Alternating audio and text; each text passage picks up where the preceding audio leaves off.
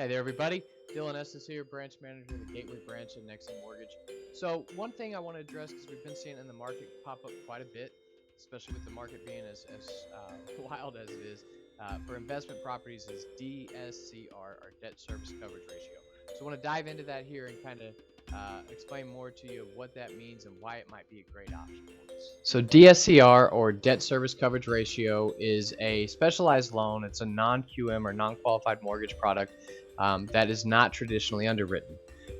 Essentially, the only thing that the underwriter is going to look at is not the only thing, but the main thing, the main qualifier is rent schedule versus mortgage, which means as long as the rent payment can cancel out or better the mortgage payment, we can get the loan done, borrowing that you have the down payment in a sourceable fund.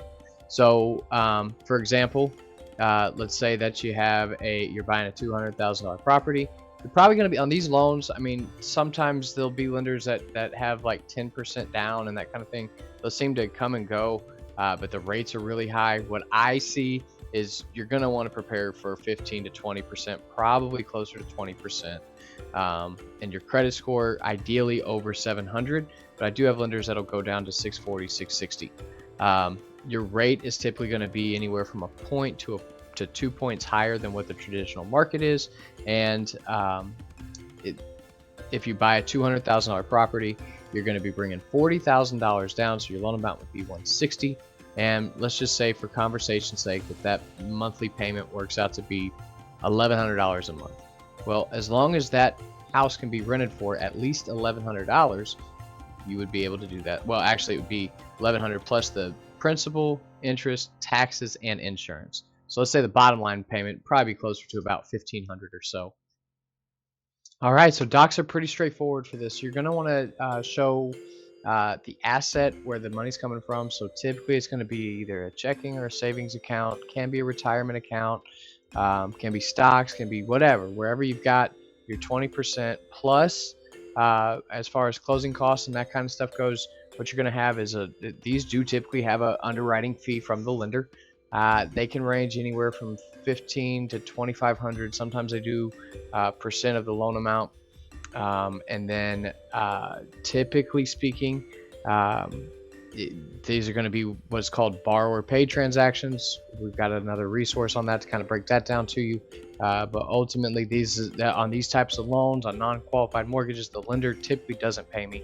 The client does. This gets you better rates, better terms. So my fee would be included in there as well. And then you're going to have your title work, your escrows if you choose to escrow, and the like. Ultimately, what you're going to be looking at is 2 months of that, whatever that statement is, your driver's license, you're going to need to show the earnest money coming out of the account. So usually there's a transaction history updating whatever account you're sending over. Gift funds are acceptable on these. See the video on gift funds for what would be needed for that. But other than that, unless you're closing in an LLC, that's really just about it, because the appraisal determines so much of this. All we're qualifying the borrower on is, do you have the down payment, for the most part.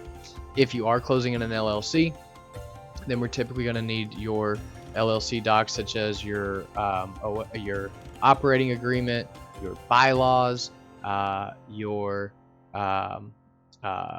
missing one, and it should be right. It's right on the tip of my tongue.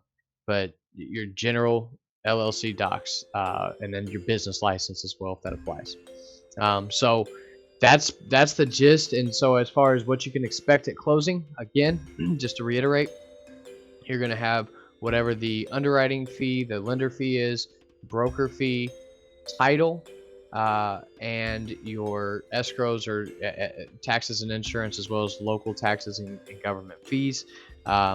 Generally speaking, you're probably on these kinds of loans going to be looking at anywhere from 4 to 5%, even as close to 6% on the actual loan amount is where I would put a ballpark figure as what you could expect. So total, if you're putting 25% down or 20% down, you're probably going to fall closer to 25% of the loan amount when it's all said and done, or of the purchase price when it's all said and done, for the down payment plus closing costs. So if you have any questions, or if I can expand on anything here, please let me know.